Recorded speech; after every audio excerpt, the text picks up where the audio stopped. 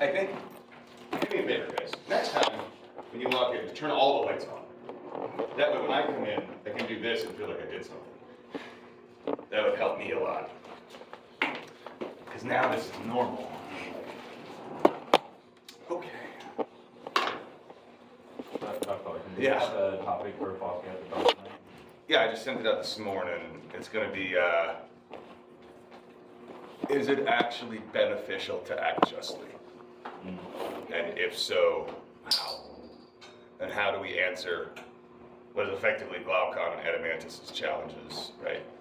Basically, the question is, do we only act justly because we're afraid of the consequences of getting caught? Or, if I can act unjustly and have everyone think that I'm just, I get the benefit of being unjust and just at the same time, without having to do all that stupid just stuff. Are you missing ancient philosophy? So much. So much. Also, I'm teaching that in my intro classes right now, so it just seemed like a very good topic. Yeah, I did something I've never done before in intro class. I cold called people. Because I'm teaching this giant section of intro. See, I really do miss ancient. There you go. And I was talking about this, like, whether or not it's a good thing to act justly. And there was just people, 3 rows, so like 40 kids just staring at me blankly. And I was like, what about you? Do you think it's good to be just? And they're like, what?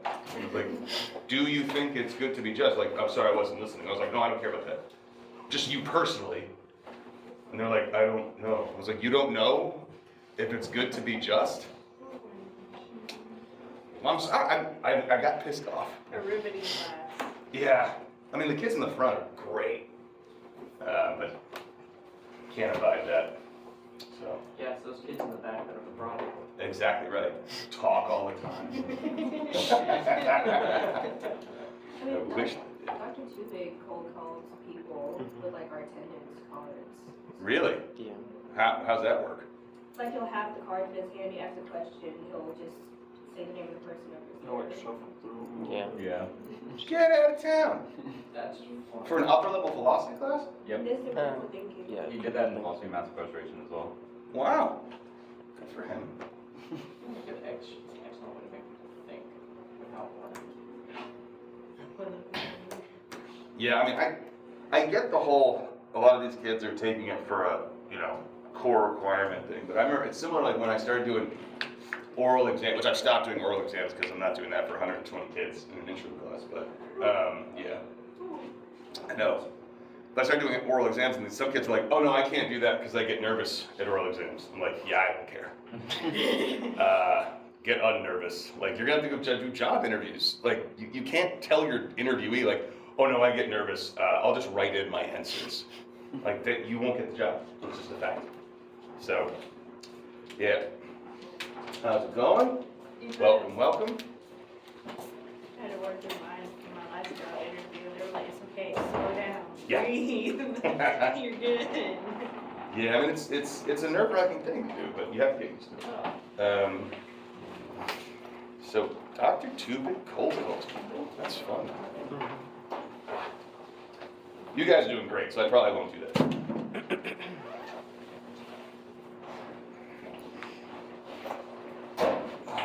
Dr. Larkin. Yeah. Before we get started, I was not here Tuesday. I know. Where can I catch up? Just, is there like a book I can read? Is there any guys running one more time? We don't have any reading assignments for Plotinus right now, so I'm just kind of giving an overview of the entire thing, generally speaking, and picking things. So there's no like specific reading or anything like that for this. But for Augustine there will be, which will start on Tuesday. Okay. Okay. Sweet. All right. So last time, I'll just write that back up on the board again. We broke down Plotinus's understanding of the universe. So we have one, we have the intellect, and then we have soul. And basically we're trying to figure out how it is that one thing can be the source of unity, foundations of the universe, etc., etc., etc. So, as I just said, we're trying to find the principle of unity, because that would allow us to, if we can figure out the foundation of it, we can better understand the world around us. understand their ordering, grasp reality itself, etc. But in our efforts to do this, we landed on sort of one idea, which is the one, which, as Plotinus tells us, is actually beyond intelligibility, right? It's beyond our comprehension. So this seems to be a paradox, which leads us to this further problem, which is the one beyond reality itself? So we know that the intellect, as we found out last time, serves as sort of like the paradigm of being. That's the forms, remember? This gives the foundation for all things like chairness to chair, marker, the idea of markerness to marker, dogness to dog. But perhaps, when we're talking about the one, we could see it as sort of transcendent beyond the forms. And then that would just mean that this would sort of like be beyond being itself, which is a pretty extreme thing to say. So we're spending all this time, I guess what I'm trying to say is we're spending all this time trying to figure out exactly what the one is. But it seems like no matter what we do, we can't actually talk about the one. Remember we said it was ineffable last time.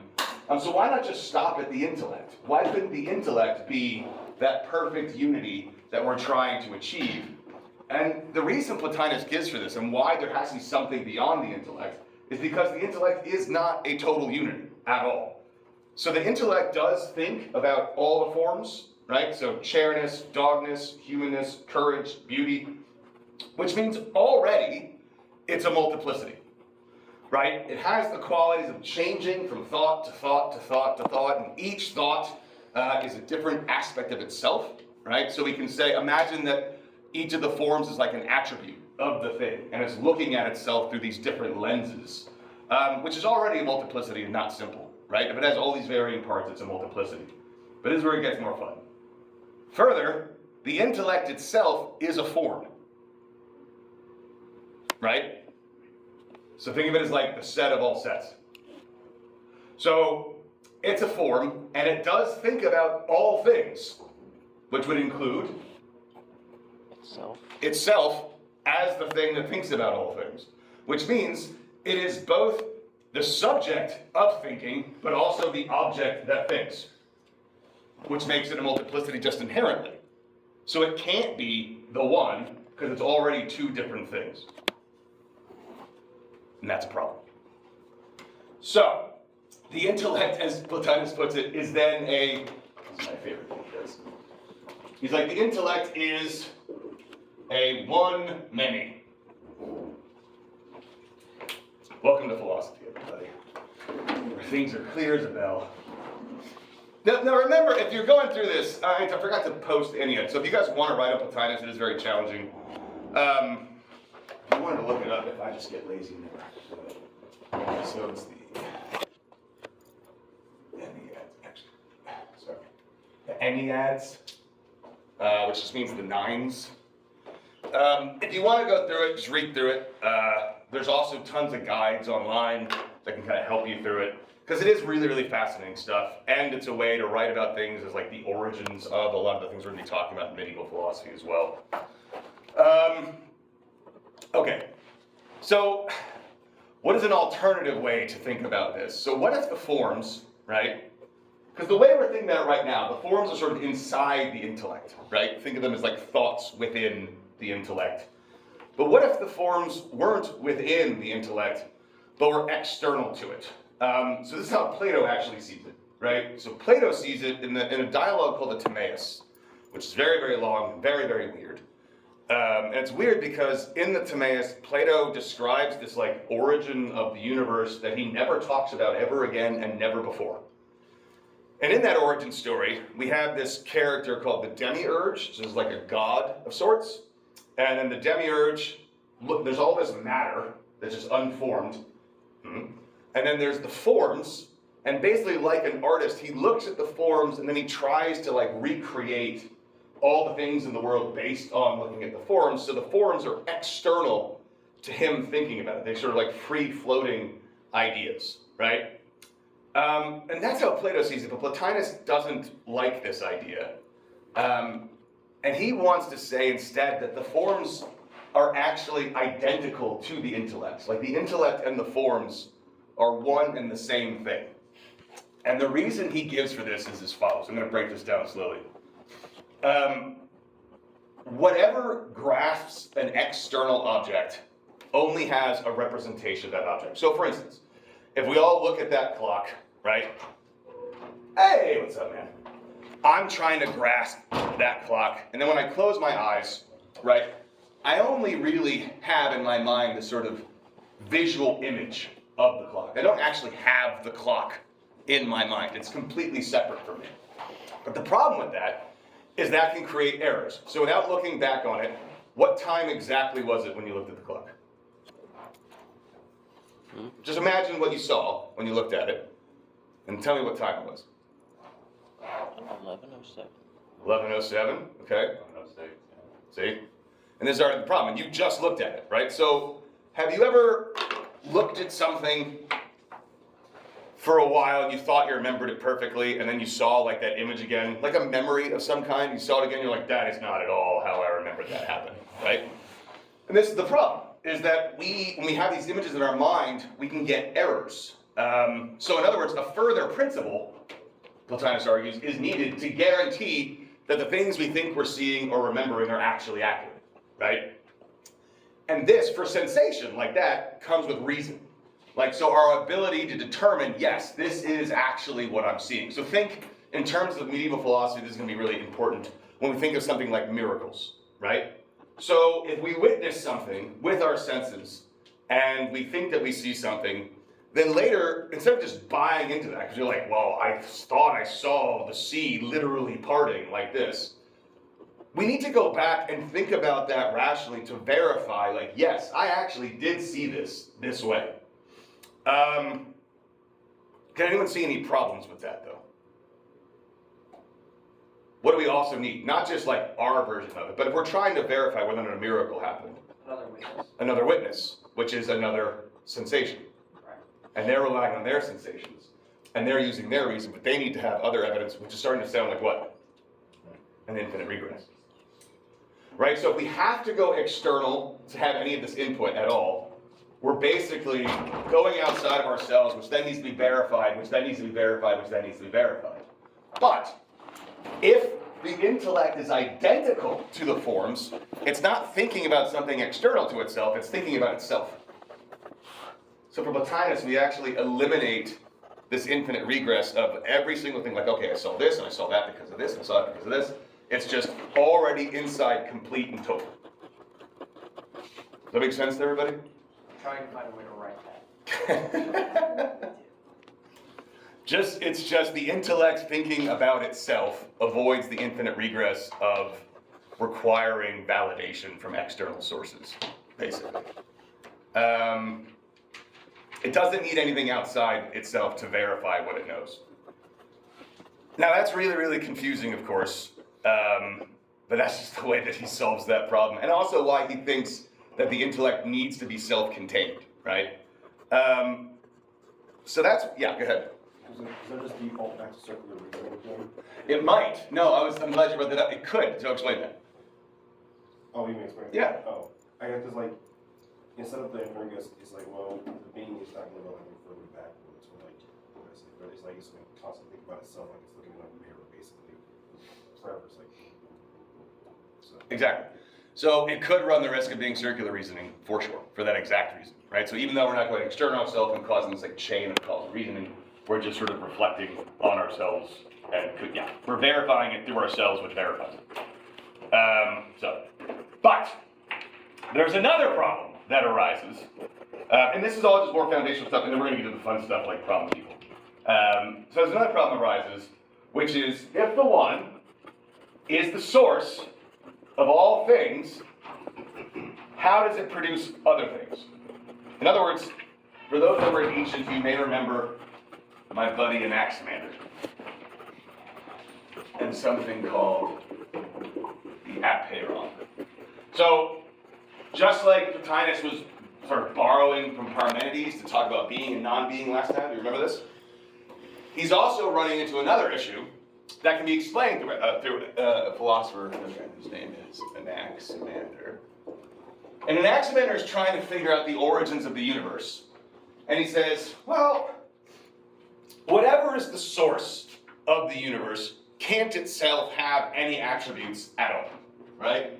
So, for instance, some might say that the origins of the universe is fire, right? So at first there was fire, and then from that fire and that constant motion and particles, etc., other elements fly out of the fire like stone and wind. So stone, earth, wind, and water. And then those things mix together, and then we start getting all this multiplicity of things. But there has to be a first principle. It can't just go back forever. There has to be a starting point. What would be the problem if fire was our starting element? So that's ignite the fire. Say it again? So that's ignite the fire. Right? Well, let's just imagine the fire was already there. Yeah. All right. Yeah, and like water, it would extinguish the fire, so you can't have this opposite. Exactly. Fire and water are oppositional elements, right? Too much water kills the fire. Too much fire kills the water. How could something that is in direct opposition to fire emerge from fire? And even if it could, in the first instance, what would eventually happen if fire is the originary substance, constantly producing itself?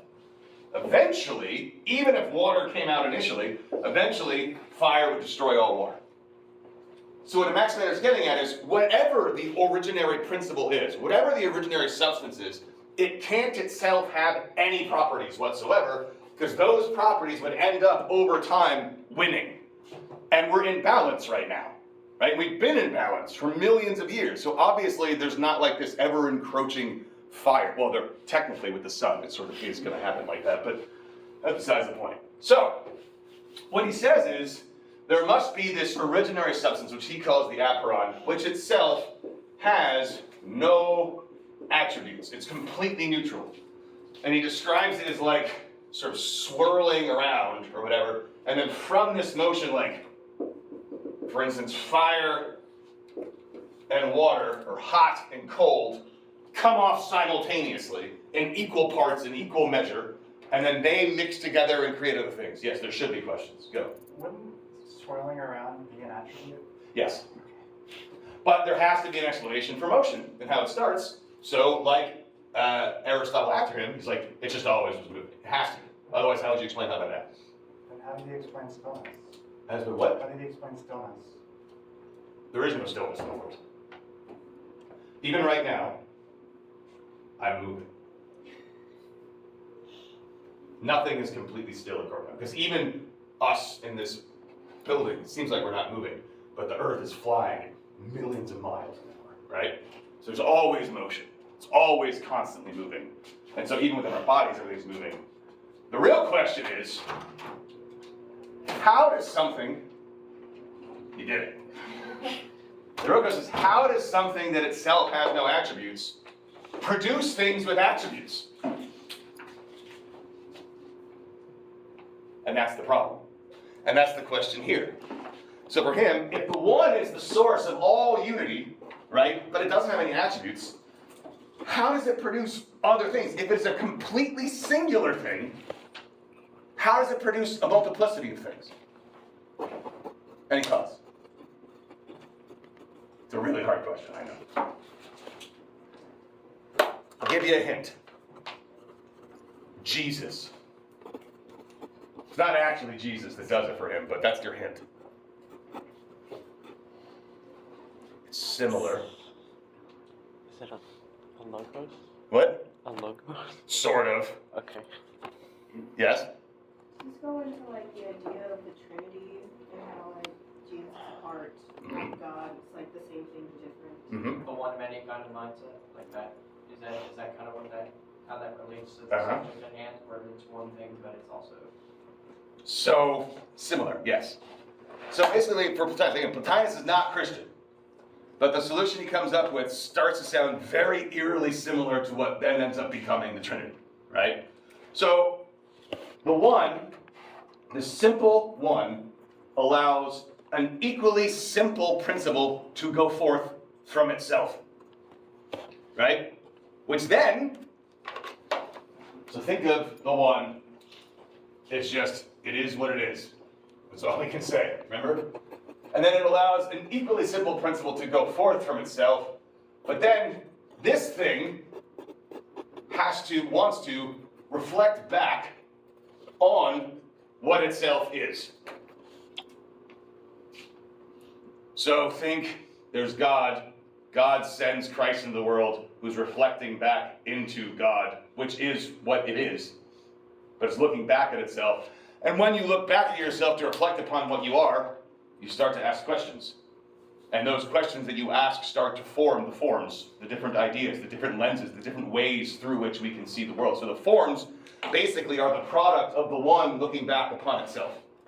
Which if you read like theology, this is sort of this understanding, a Hegelian philosophy. For those that don't know Hegel thinks that the world in which we live in and the progression of history is basically God actualizing God's self in totality through history, right? So there's the abstract of God, then history starts and it's all going to come full circle back to God.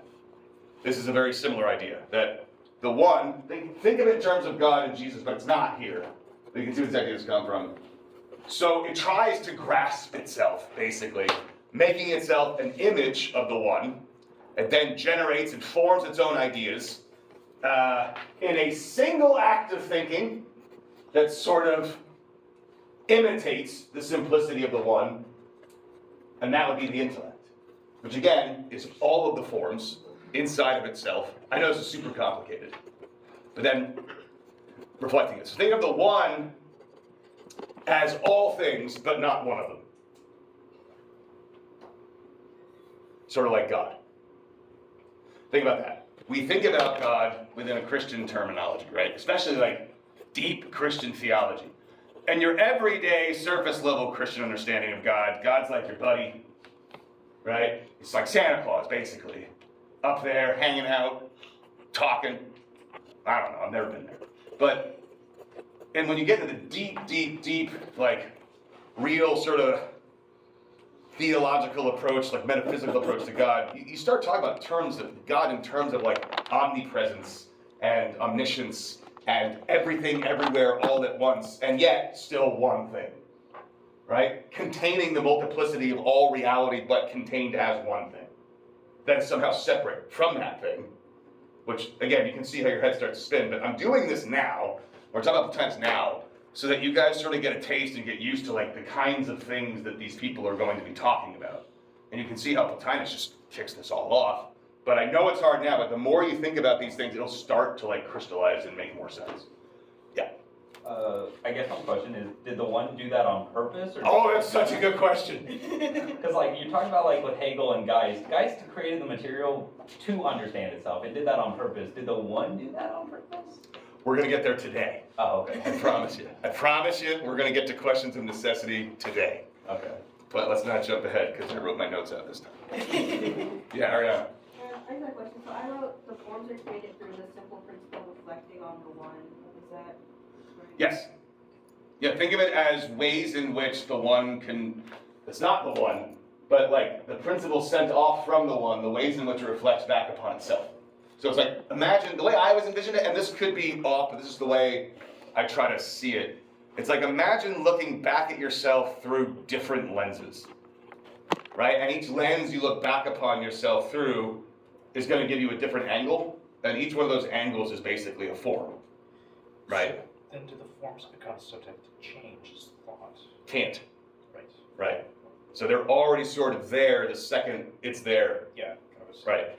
Because if they could change, then that would mean that it's all arbitrary, but it can't be, which we'll get to. There's a necessity factor that has to happen too. So yeah, follow up? Yeah. So like the simple principle is looking at the one. Is it looking at the one or is it looking at itself? It's looking at itself, Okay. but it's distinct from. Okay. Yeah, 1, 2, good. Okay. You mentioned Hegel. Where should we get it? Like, is there anywhere I should look in particular to kind of get an idea of what he's talking about? Yes, so anytime I mention anyone, or anyone in this class mentions anyone, and you say to yourself, I don't know who that is. That's okay, because I didn't know who any of these people were either. So my favorite place to go is this, Stanford Encyclopedia of philosophy. This is a website. And on this website, if you type in Hegel, there'll be like multiple pages. And you can just type in Hegel and get standard understanding. And it's a website. It's basically like Wikipedia written by philosophy professors for philosophers. So it's definitely a bit more dense than your standard fare, but it really does give you a solid overview of basically everything that you could ever want to know about philosophy. And it's done specifically with the intention of explaining it, right? There's not really argument. Sometimes you'll see they like make an argument and they're not supposed to do that. It's supposed to be just like, here's like the canonical view of like Hegel on, you know, the universe or something like that. This is an awesome, awesome, awesome website.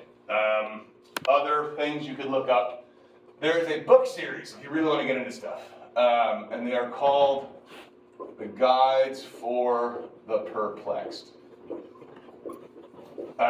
Interestingly, Maimonides wrote a book called The Guide for the Perplexed. That's his main book.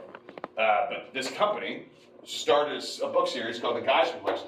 And it started with philosophy. So they'll have like one on Augustine, Anselm, Aquinas, Derrida, Deleuze, Heidegger, everybody, right? Some of them are better than others. Like the one on Nietzsche is horrifyingly not good.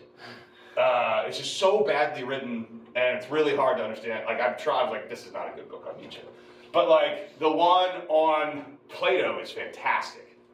You don't get the full picture of Plato, but it really, really does a really good job of giving you like a basic grounding.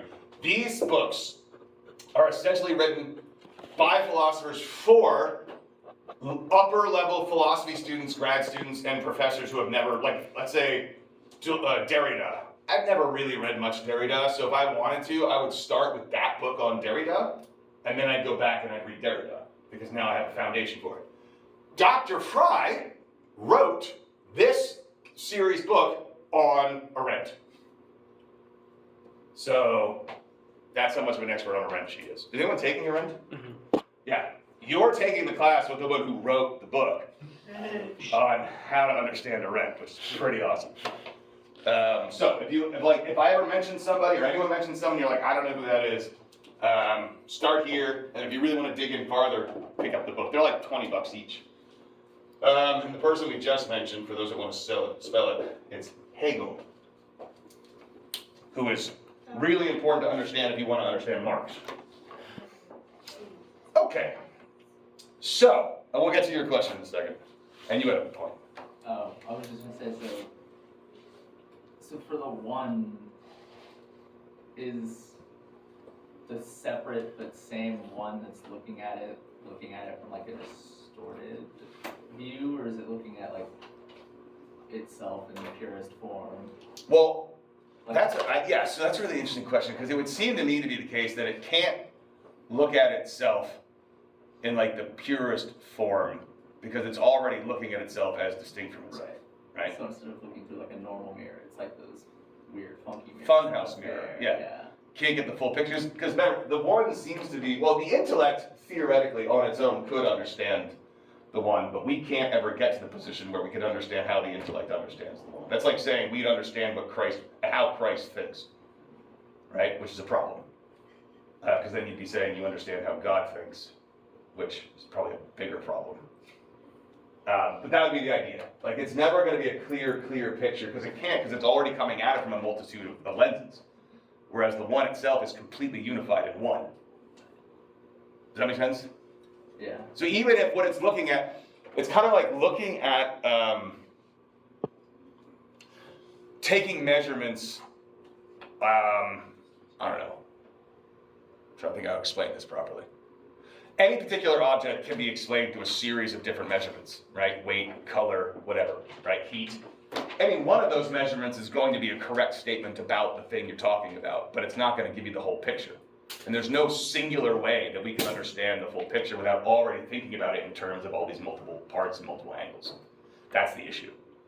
And that's why Plotinus is saying it's essentially impossible for us to actually really talk or think about the one, because we're already going to be doing it through that way of thinking.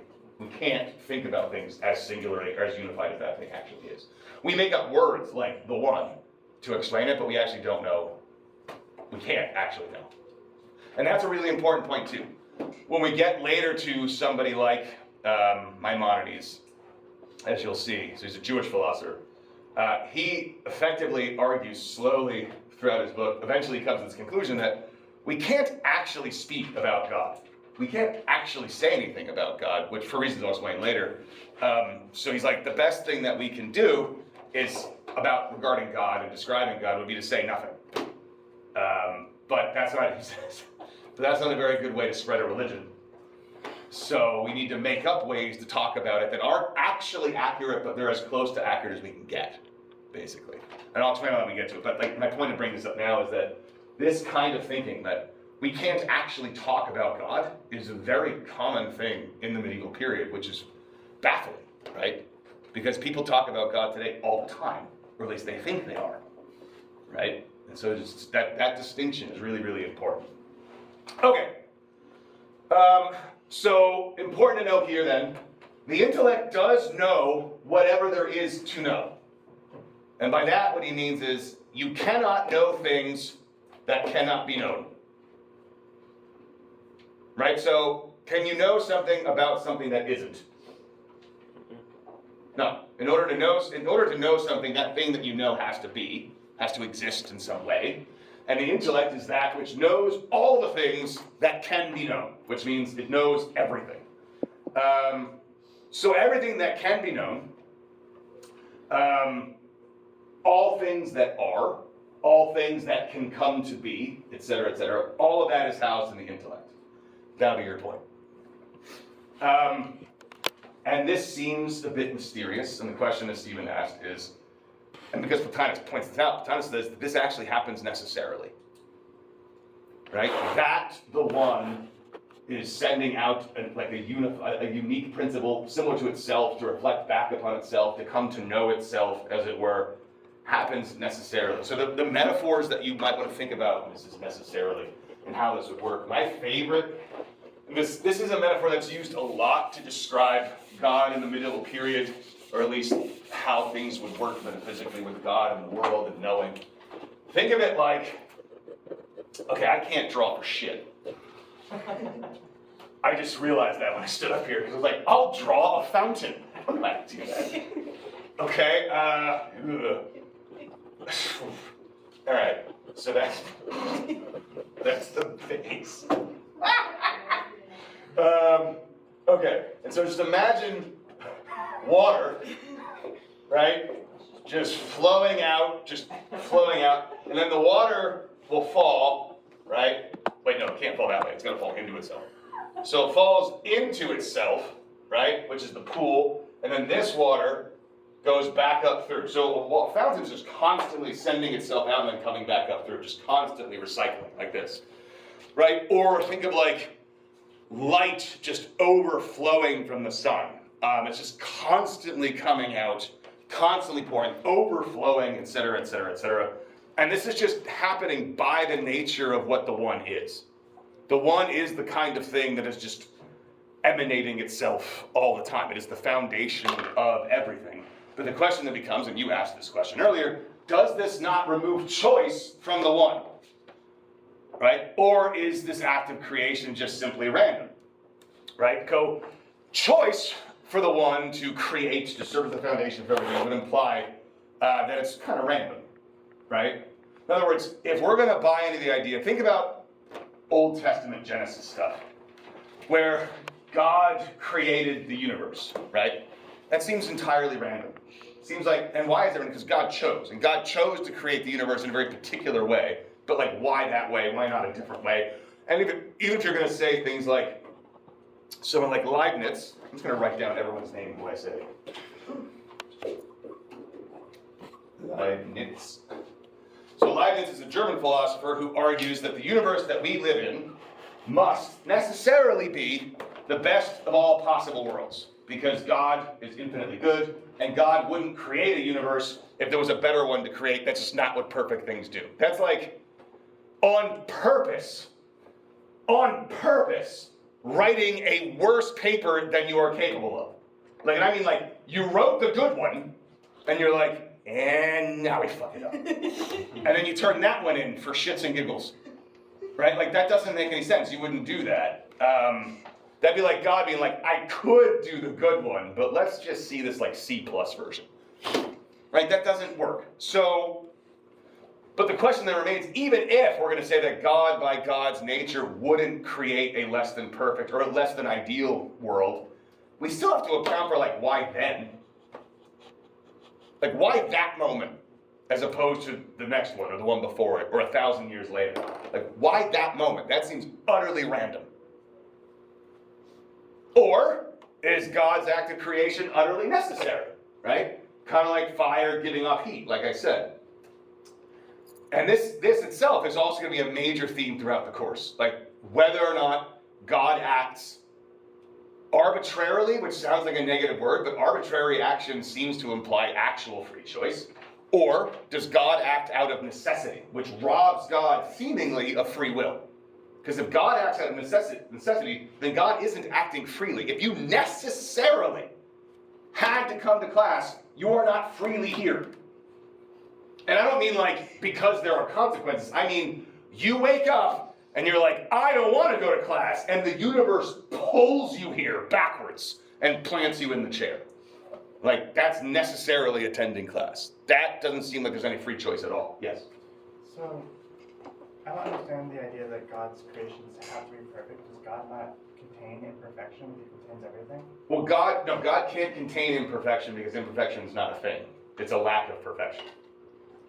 Kind of like nothing isn't a thing, darkness isn't a thing, coldness isn't a thing. It's just a lack of the thing that they are associated with. So like cold is a lack of heat, darkness is a lack of light, imperfection is a lack of existence, basically.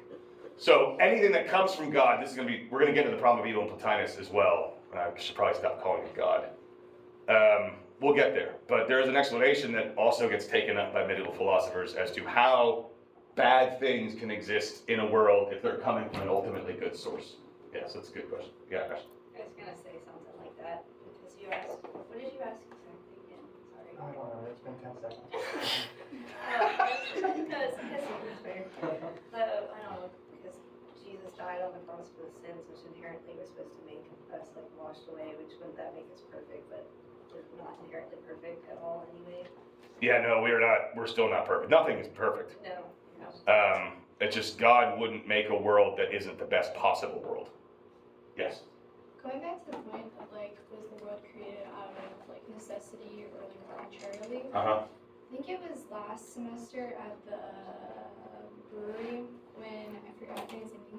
It's Drew. He's the one that worked. Father Drew? Yeah. Yeah. He was talking about a fountain example too of like the Holy Spirit, God, and Jesus are like a fountain, and he described it as like you can't help it when like the love overflows. Describing like how the world was created, like that we weren't needed, like we weren't like a necessary thing for him to create, but like he did it out of like from the Christian perspective, out of love. Out of an overflowing amount of love. Yeah. Which is, that would mean it wasn't really choice, because it sort of happened by the nature of the way that God is, right? Yeah. It seems like a necessity of nature to me. Right, and then the question becomes whether or not a lack of choice implies a lack of freedom. That's the next question that we're gonna ask. I know, it's a lot. Okay. I actually have a question about Yeah, what's up? So, if let's say that wasn't a lack of choice, would that necessarily be disturbing? It's up to you. That seems like a subjective thing. Fair enough. Okay. I just Yeah. wanted to Do you think it's disturbing? I don't know. To be quite honest. Okay. Like, Well, hang on. Let me get through what Plotinus says about it, and then you can tell me if you were disturbed or not. okay. Perfect. Okay. All right. So, real quick, and how Plotinus answers it. I did say this is going to be a theme. But this is going to be distinctly different than Christian God, well, at least at the surface level, because Plotinus thinks it does happen necessarily, right? As I said, it's overflowing, like that idea. But the problem of saying that something happens necessarily for Christian God seems to be the case that you are removing choice from God. In other words, within Scripture, we have not constant, but consistent instances where God intervenes and acts in a certain way in ways that actually go against the laws of nature, right? That, the existence of miracles, creates a problem for understanding God in terms of necessarily acting in certain ways. Because if God acts necessarily and everything God does happens out of necessity, then God intervening at that particular moment was always going to happen, so it's not really an intervention, it was just always part of the plan. Right? In other words, God doesn't get any credit because we've taken all responsibility off of God. If God acts necessarily just by the way in which God is, then God deserves, in theory, neither praise nor blame for any of God's actions, because God isn't it the choices that we make? It's from the decision, like, I could have done this, but I did this, that we praise people or blame them. We don't blame robots for doing what robots do. Well, we do, but we shouldn't. We definitely get mad at machines all the time. Like my coffee machine this morning. Fucker.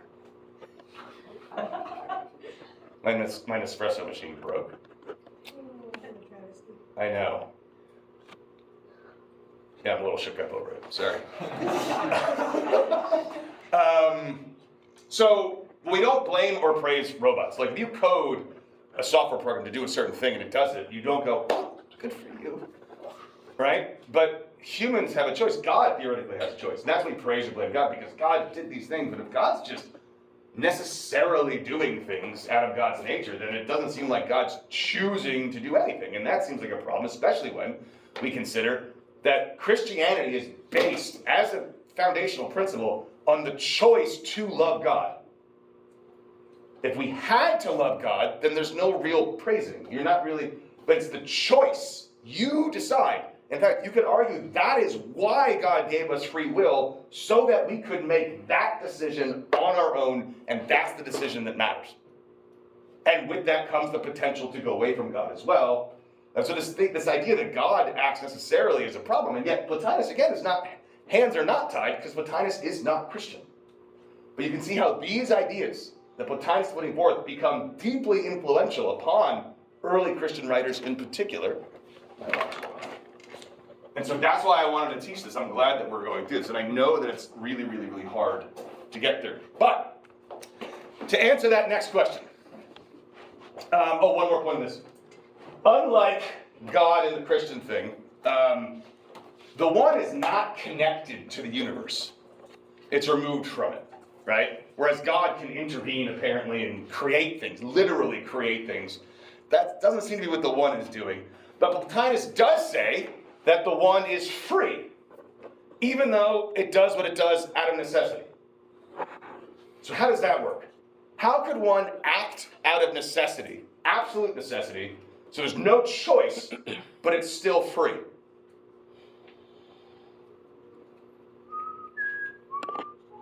It's free from having to make choices. What do you mean by that? It doesn't have to, think about what it's doing. It just does stuff. So its mind is basically free. It's what? That last part? Its mind is free. If I didn't have to do anything, I could just think all the time and, not have to worry about choices. If you didn't have to make decisions or choose, you said something earlier, it's the way that he would put it would be like, you're free to do what it is that you do. Yeah. So for you, it'd be thinking. Yeah. Is it because it's free from ignorance, so it doesn't have to deliberate on anything? It just kind of does because it just knows. Does that make sense? Sort of, although it's not the kind of thing that we can say knows things either. The intellect is that kind of thing. But again, the intellect is sort of part of, so it's part of it. And there definitely wouldn't be any ignorance, not in the sense that we speak of ignorance in the way that we speak about ignorance, because it's already the source of all things. But it would be, well, let me think about that more. Okay, I guess a way of putting it would be something like, when we say that something is up to us, like we're making a decision, it means that we have a certain power over what it is that we're going to do, right? Another way of phrasing that would be to say something like that we are the masters of ourselves, right? As opposed to being sort of pulled away by other external determining factors, right? So we live in such a way that we have bodies, and we can know what the right thing is to do, or think we know what the right thing is to do, but why is it that we do the wrong thing so often? What gets in the way? We're not unified. We're definitely not unified. So we have, at the very least, two things that we often associate with ourselves, which are our mind and body. Good. So in our mind, we can know what the right thing is to do, and yet we do the wrong thing because we are distracted by bodily pleasures, right? And so to master ourselves, we have to learn to control and diminish those temptations. So for Plotinus too, this is what he's arguing, all of those desires and needs, even like eating, sleeping, that are produced by our bodies are considered external because they're external to our souls. And so we have to master our bodies, as it were, and we have to master our own psyches. The one, by contrast, has no competing demands. In other words, what that means is we have all these demands that are placed upon us by external factors, including our own body and our own minds, right? We're constantly conflicted. We are constantly driven to act in certain ways, and it doesn't even have to be like one's bad and one's good. It could be two good things that we're conflicted by, right? And then we have to choose, and that's just sort of like an arbitrary choice. We do this good thing, we do that good thing. But the one isn't influenced by anything outside of itself, at all. So, in a way of speaking, the one is not even a master of itself. Why not? Why can the one not be a master of itself? What does that imply? It would be influenced by outside things. But let's say it's all in, so we know it's all internal. But to say that it's a master of itself would imply what about it? It can change something about it. Say it again. What'd you say? You. You. It can change something about itself. Okay. I was gonna say that it has control of its desires. Okay. I'm gonna say that to imply that it has control over itself would mean that there's a case in which it doesn't have control over itself, right?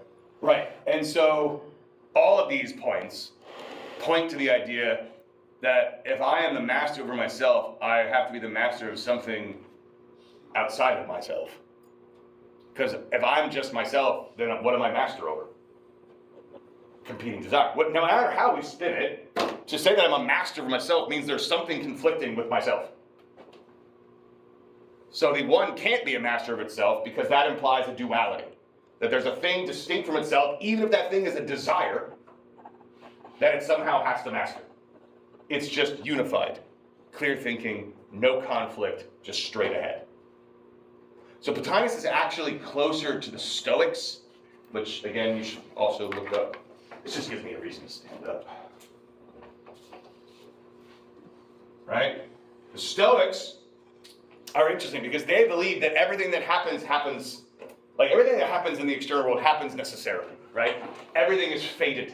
It's always going to have happened. There's nothing you can do to escape your fate. Freedom is not the ability to choose what to do in the world, because any choice you were going to make was already going to happen. We're on a train track. It's already built. We don't know where it goes, but it's done already. There is a path. Like two very famous sort of illustrations of what this means. So they're both not good, but these are the examples that they came up with. To explain what I mean by this, imagine a dog is tied, like with a leash, not like tied to a cart, that'd be horrifying. But its leash is tied to the back of a cart, and that cart starts going forward. That dog is going with that cart. Whether it wants to or not, it's going. What's its actual choice? It can accept the fact that it's going with the cart and trot alongside, which is pretty easy. Or it can resist that and try to go the other way. But either way, that dog's going with that cart. Kind of like if you're in a river, right? You are going downstream. You can try really hard to swim upstream, but you're still going downstream. It's just tiring. Or you can just stop, relax, and float. And accept the fact that you're going downstream.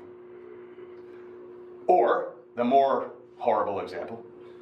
There was a very famous Stoic, and he found out that one of his slaves was stealing from him. So he starts beating him. And the slave, thinking the slave is clever, is like, but master, I was always fated to steal these things from you. How could you beat me? And he says, and I was always fated to beat you. And that's the basic idea, right? Everything that happens is going to happen necessarily. Where we are free is how we view those things. For Plotinus, the freedom is not in our ability to choose one thing or the other. Real freedom, it's called positive freedom. There's a distinction between negative freedom or negative, which is this idea that we have two choices in front of us, two markers. I negate this one as an option and I choose this one. That versus positive freedom, which is the idea that we are able, there's no hindrances, we are simply able to be that which we are. Nothing is preventing us from being what we are. And so, for instance, in the case of like human morality, right? And this is Plotinus too. We have all these capabilities to do great things and be great people. What gets in the way are hindrances, temptations, desires, and then we choose the wrong things, and by choosing those wrong things, we get farther and farther and farther away from being the most optimal, best version of ourselves, and that version would be the most free. Going to your point about ignorance, right? The further we get away, the more ignorant we become, the deeper in the hole we dig, and we're farther and farther away, and then we are less and less and less free. Now, you can descend all the way into the pit and say, like, I'm choosing whatever I want, including like heroin. Don't do that, right? But you're like, this is real freedom, and Plotinus is going to say, like, no, because by adding something like a very intense, hardcore drug, a very addictive drug into your life, yeah, you're freely choosing it, and you're not letting society tell you what to do, but now you're imprisoning yourself into an addiction, and you're actually removing freedom. You're eliminating your ability to be exactly what it is you're supposed to be, and now you've become something else entirely, right? Does that make sense to everybody? So if you think of freedom in those terms, in positive terms, one that has nothing to do with choice at all, right? Real freedom is just the ability to be what you are, then that isn't a problem. Then you can act necessarily and still be free. In fact, one would argue, like, because you're acting necessarily, you're acting freely. Because you're not bogged down by the choices. Yeah.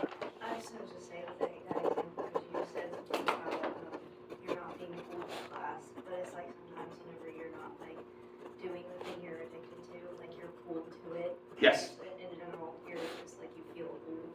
Yep. Or any kind of thing. So like if you're thinking about all like sleep. Like that's a really good example. It happened to me last night. I was trying to, so Pamela just watched Game of Thrones.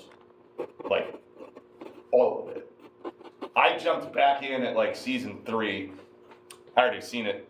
And so then I got hooked again. I only watched it the one time, so watching it a second time, but when I watched it, it was back in the old days where like it came on once a week and you had to fucking wait. And they had like the next time on Game of Thrones, that 2 minutes at the end, that shit was awesome.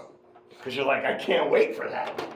I remember I watched the whole thing week to week. It came out my first year of grad school is when that show came out. And I knew nothing about it. I just remember at the end of the first season, I'm giving shit away, I don't really care. They killed the main character, who was the only famous guy on the show. And I was like, holy shit, this is gonna be great, or terrible, I'm not sure. But then it was obviously great. And then we started watching the new Game of Thrones, which I'm pretty sure has a name that's not bad. I like my name better. And I got into episode 2, and I found myself being pulled into sleep. You ever have that? You're like, Yeah. oh, yeah. So that's what that happened last night. It's does anyone watch the new one? Is it good? Yeah, it's good. It's good? I like it more than Game of Thrones. What? I like it more than Game of Thrones. Yeah, I think I do too. Wow. The finale was a little messy. Yeah, that's true. Is it done? No. Oh, okay. The recent season ended Season like 2? a couple months ago, yeah. Okay. It was one of those that felt like it needed a couple more episodes. Like the last season of Game of Thrones. I actually just watched it for the first time. So Okay, I won't tell you anymore. Okay. Okay, so just to kind of close this part out, this idea that freedom is the power to do what one wishes to do without compulsion is basically the idea. But interestingly, the one cannot actually wish to do anything. Why not? Because that would imply that it has desires, which it can't have. So we're right kind of back where we started. So this illustrates exactly what Plotinus was saying in the beginning when he says the one is actually ineffable. And this actually illustrates the point that we'll see as early as Anselm, actually, that when we talk about God, we're talking about God in terms that we recognize, if we really think about it, we recognize that these are not accurate ways to talk about this. But we have to talk about it in some way. And so basically, it's just sort of how we speak of it, though we can't actually speak about it, in a way to try to grasp some kind of understanding. Right? Because the alternative would be to just shrug your shoulders and give up, and that can't be, especially within medieval philosophy. God gave us reason for a reason. Right? And so, wouldn't that reason, as the philosophers before the medievals thought too, we should use the reason given to us to try to understand the world in which we exist, which within Christianity and with Islam and within Judaism and the Western world for religion would require that we also turn that gaze towards understanding God and the universe and the connection between the two. That's the goal. And so for us though, how do we achieve this freedom we so seek? Philosophy, obviously. Right? Through philosophy and thinking about things, we rid ourselves, or at least try, we recognize the problems. Has anyone here like really read philosophy and realized like, fuck, I'm fucking up? Right? Yeah. Like, I can't tell you, there's been at least 4 people, I feel a little bad about this, but not really. At least 4 people in the love class broke up with their partners because they were in the love class. Wow. Which is awesome. That means they actually read it. I would say, because like, I know, like, I'm still with my partner still. We're Okay. good. But like, I know I would always like talk to them about like things we discussed in class, and then they'd be like, "What are you trying to say to me right now?" I'm like, no. I'm not saying anything bad. I'm just relaying information. So is that what happened? Because other people, they just like explained love to their partners, and like, No, they had epiphanies. They're like, I'm with the wrong person. Yeah. So that was fun. Yeah. This is not gonna make sense to most people. Like, would you say that Daniel Sloss's like show about love is like philosophical? Yes. in the same sense? Very. If you guys don't know who that is, it's Daniel Sloss, right? So that dude is awesome. His comedy's great. He has a whole bit about like finding that puzzle piece, right? The missing piece of your life. Go watch it, because he has this whole thing where like people watch it and consistently break up, like marriages, and destroyed because of his take on relationships, and people realizing like, this is just a waste of my life, and so he has them like write him letters because he wants to He's know. stopped counting, but he's had like thousands of breakups, divorces. He's On his responsible. Twitter, bio. Yeah, that's awesome. Yeah. Could you write that name on the board? Sure. I think I know how to spell it. Single guy, I guess. We'll just put it over here. Not to myself. It's SLOSS. Yep. It's called Jigsaw. What's it called? Jigsaw. Jigsaw. Jigsaw. Sorry, my ear's getting worse. I've noticed. So I apologize if that's the case. All right. So, to go back to the problem of evil then, just to kind of close this all out. Again, these are just all themes that you'll see throughout medieval philosophy. We come to the metaphysical problem of evil, which then, to your point, how can evil arrive if the one is this perfect unity and goodness is coming from this stuff? So the example that Plotinus gives is, without water there would be like no dry things. In other words, the form of water caused dry things, right? If we didn't have that at all, we wouldn't have the opposite either. So the problem of evil then becomes basically the problem of causation for Plotinus. Like, how does this happen? How do we have this thing? What caused this to exist? Now, it's really important to note that Plotinus is not talking about evil here. So the problem of evil is not his thing. He's more concerned with the problem of bad, right? which is very, very, very different, as we'll see. The Greek word for that is kakon, K-A-K-O-N, which is what, have you ever heard the word cacophony before? Yes. Right? Which just literally translates to bad noises or bad sounds. That's all that is. So how can anything bad come from the good? He says at first, like, maybe misfortune isn't so bad when we look at it from a wider divine lens, right? So we might think of something like a hurricane as really, really terrible, but we also, this is the whole classic God has a plan kind of thing. Like, things are there for reasons. Like, for instance, if you were to cut me open and pull out my spleen and just lay it on the table, I assure you, it's gonna look pretty gross, right? But within the system of the human body, it is nothing short of miraculous, right? I mean, not spleens, you can live without a spleen. Your liver. I can assure you my liver does not look pretty, right? But what the liver does for the human body is beautiful. It actually is. It cleans all your blood. It works in ways that's just amazing. So depending on the perspective you're looking at something can look pretty gross and awful, but from the zoomed out view or when you see it within the context of the system it's supposed to be in, it actually is supposed to be there and that way. The problem then becomes how we're viewing it. Does that make sense? Okay. So in other words, another way of looking at it too would be like, what about moral action? Our own bad actions. Well, that's because we allow ourselves to become enslaved, as I said, by our own bodies and our own bodily desires. So it becomes like a lack of goodness. We fail to be as good as we could otherwise be. And Plotinus says something really interesting. So this is where this idea of goodness kind of being equated with existence.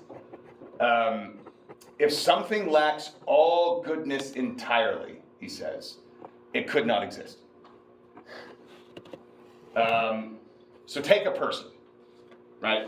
We have certain capacities, sight, movement, thought, etc. And yes, all of these can be corrupted in certain ways. Our eyesight can fail, our minds can be corrupted to making bad decisions. But notice that these capacities are still there in some way, right? Even when your eyes are going very bad, you can still kind of see until you can't, right? You can still kind of think until you can't. But if we took away all of those capacities, sight, smell, thought, movement, etc., corrupted them to the point of eradication, then that thing would cease to be. Right? So you can lose your eyesight, but then your eyesight's gone. It ceases to be. But you're still there because you have other capacities. If we corrupted all of your capacities to the point of someone going blind, you wouldn't be there anymore. And why? Because no capacity you have is good at anything anymore because you corrupted to the point of nothingness. Yes? Helen Keller could still feel things and think. And definitely existed despite what TikTok says. I definitely believe she existed, but there are some people who are like, no, she can't have written that book. I don't know how. She probably struggled, but... Yeah, I actually saw my favorite rebuttal to that was actually on TikTok itself. Because I was fascinated by the whole Helen Keller's not real thing. Not because people thought of it, because people were so adamant about it. She's a liar. Yeah, they're like, oh, she's a liar. And I was like, what'd she lie about? They're like, writing books? And I was like, why? It's like, you saying you could write a book if you were deaf and blind? And I was like, are you saying that she couldn't write books because it would have been fucking hard? Is that that's what the argument is? Something was really hard, so it's impossible? I seem to remember a certain guy turning water into wine and walking on water. That seems pretty fucking hard. So Christ wasn't real either then. Yeah. Oh, I would have loved to see. Or imagine someone creating a software where everyone in the world just voluntarily gives up all of their private information for free. That doesn't seem possible at all. Oh wait, no, that happens every single day. Yeah, and then the flying the plane one. They're like, well, how'd you do that? And I actually talked to a kid about this. I know I've told a story before, but this kid was like, I was like, in your mind, do you think she like just walked on the tarmac by herself, got into a plane, flew around solo, and then landed? He's like, yeah. I was like, no! She was in the plane with somebody else, like all first-time pilots, and he put her hands on the stick, and then he let go, And then she was fucking flying a plane. That's how she flew a plane, just like you would your first time. And he was like, oh. I was like, yeah, dude, why are you so angry about this? And then I asked, why am I so angry about this? But I don't know, maybe I'm just a huge Helen Keller fan. I feel like because they're just diminishing her existence too, so it's like maybe that's. Well, but that's what he's saying. He's saying we are diminishing our existence. Yeah. The way in which if you go blind, the way in which you exist has been diminished. Like, that's just a fact. Now, we can argue for purposes of saying, like, well, that's not a fair thing to say, but from Plotinus' point of view, it's like you had a capacity that you no longer have. You do not exist in the world the same way you did if you had sight and then lost it. Yes? So what about people who are like born blind? Compared to others, they're lacking in the capacity that humans normally have. But they're not lacking in their own like maximum capacity. No, but they are for him because they have eyeballs, basically. Their bodies are designed in such a way as to see, and they are lacking in that. Right? So that's how he would argue it, right? Yes. Does that resolve kind of some of the issues you have with Aristotle's, that four causes thing we talked about the other day, where like some people are less than human beings because they are, unable to operate the way a human does? It just kind of gets around that. Well, for Aristotle, it's specifically your rational capacity, right? Right. So for Plotinus, there's a slew of different capacities that we have. So maybe, yeah. Okay. But the one that's important then would be the one that can reach towards the one, which would be rational capacity. Right. The most important one is still going to be our rational capacity because that's the one that's associated with our soul. Okay. Right? So the more diminished that is, the farther away, not from human we are, in a way, but the farther away from being a good human we are. Right? So it's very similar to Aristotle in that regard. Right? The more rational we are, the less likely we're going to be overcome by our bodily desires because we can become a master over them. Because us being a duality is fine. Right? Because we're already a multiplicity. We have so many parts and different aspects of ourselves. It's just the one that is the issue. For us, the more we're able to master our desires and think clearly and get rid ourselves of ignorance, the better life we're going to have because we're better able to live in the world, is what he's going to say. Yep. Okay. So, how does this exist in the world then? The culprit for Plotinus, as it is with Plato, is in matter. So matter screws everything up. It's not capable of receiving a form perfectly, right? So material objects are always going to differ from the perfect idea. Also, they're composed of parts, whereas ideas are not, right? You can't divide the idea of courage up into multiple parts. Courage is courage. Two is two, right? But a courageous action could have many working angles to it. A chair especially has multiple parts. And they also change over time. So he also says very quickly, just give you an idea, bodies may seem real, but it's really for him only a conjunction of matter with weakened images of the form. He calls it like reflections in a mirror. And then my favorite is his quote, that matter is simply a decorated corpse. That's metal as fuck. Yeah, it is metal as fuck. You're right. So essentially, when we look out in the world and we see evil, this is just a signal of deficiency. And this makes sense for all natural evils, right? So people are like, well, how do we explain natural evils? Illness, you're falling away from health, right? Et cetera, et cetera. What about these moral evils then? Our souls aren't material. So if our souls aren't material, how are they engaged in all this immoral behavior if matter is the culprit? Well, how do we engage in all of these unjust actions? What do we need to use? Our bodies. Our bodies are the worst. And they're the reasons, our bodies are the reasons we engage. And this is straight up Augustine. Augustine says, because we have bodies, because God designed us in the bodies that we have, we are determined to sin. It's just going to happen. We cannot avoid sinning. It's not, because of the fall, you're guilty. No. He means you, acting in the world, you're gonna sin. Because you have bodies, because you're gonna desire pleasures. The only freedom you actually have is choosing to look to God for help. For Augustine. You are destined, in a way, to sin. No perfect people. It's impossible. Yes? So that becomes, I guess, like less freedom and more ultimatum, right? No, you are free because you can choose to turn to God for help, but you are not free. You are determined. He literally says determined. So like Hobbes' view of determinism, there we go again. Hobbes Hobbes argues that we are determined because of our past actions, and our experiences sort of influence the way in which we act. Augustine saying the way in which our bodies are and the desires we accrue through our past experiences are going to determine that we do it again and do new bad things also, which we can't escape it. Again, like you're on a train, but you are free while on that train, just like the Stoics. I'm free to look at this in different ways, right? I can either recognize that I am a sinner and beg for forgiveness, or I can go, this is all right. Right? And that's the freedom. I guess I can't think about like the dog situation we had, when the dog attached to the cart. And like, you have two options, or you could, well, like, because you said the dog couldn't escape the cart, like it's stuck. So, Yes. I was thinking like, well, the dog has two options: either go with the cart or die without the cart. I guess. Yeah, you're going with the cart even if you die. Just dragging the dog. For us, it's we are going to sin. That's it. Just we're on the track, gonna sin. We can either choose to accept the fact that we are sinners, as I said, and turn our attention to God and ask for forgiveness. So we're not getting punished. From Augustine's point of view, we don't get punished for sinning. We get punished for not asking for forgiveness. So as C.S. Lewis very famously said, the door to hell is locked from the inside. We are the ones who choose to put ourselves into hell. God's not doing that.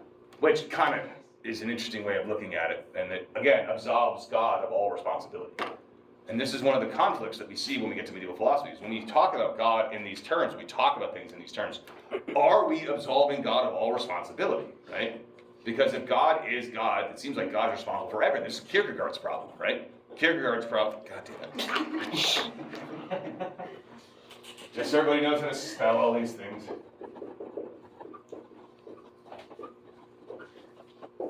So Kierkegaard's problem is that God is God, God created the world, God's responsible for everything, including lymphoma and leukemia for children, right? So how do we justify loving God if God literally gives little kids cancer, right? But from Augustine's point of view, and Augustine does actually think things like natural disasters, plagues, that's punishment for our actions. Was he the one that said something about Lisbon, when Lisbon happened?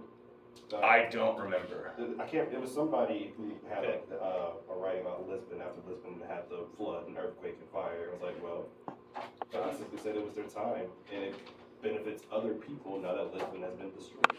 That was Leibniz, I thought. Yeah, that was Way later. Yeah. Because Augustine's writing in like 300 AD. Yeah, because like that Lisbon thing was in like 1400, wasn't it? Yeah. Lisbon earthquake. Portugal wouldn't have been. So, but either way. But he is talking about things in terms. So Augustine changes his mind over time, but initially at one point he really thinks that we are being punished for our sins. So like, yes, innocent people are dying, but it's the stain of sin upon man, right? So you can see how people would take this up and say, because you are all acting in sin, it's kind of like a Sodom and Gomorrah type thing, right? But again, questions to consider, right? These are the questions that are being asked throughout the entire medieval period. So, and now we're done with Plotinus. What do you guys think? That was fun. It's a lot, right? Okay, so we're gonna do Augustine. We're gonna start with Augustine's epistemology. I will scan stuff tonight or tomorrow morning for sure. It won't be that much reading, just to kind of get you started. And then we'll go from there to connections between faith and reason, Augustine on free will, and the problem of evil as he argues it, and that'll be it for Augustine. So we'll do 4 days on Augustine. Cool. Thank you guys. Thank you. That's just insanity on its own.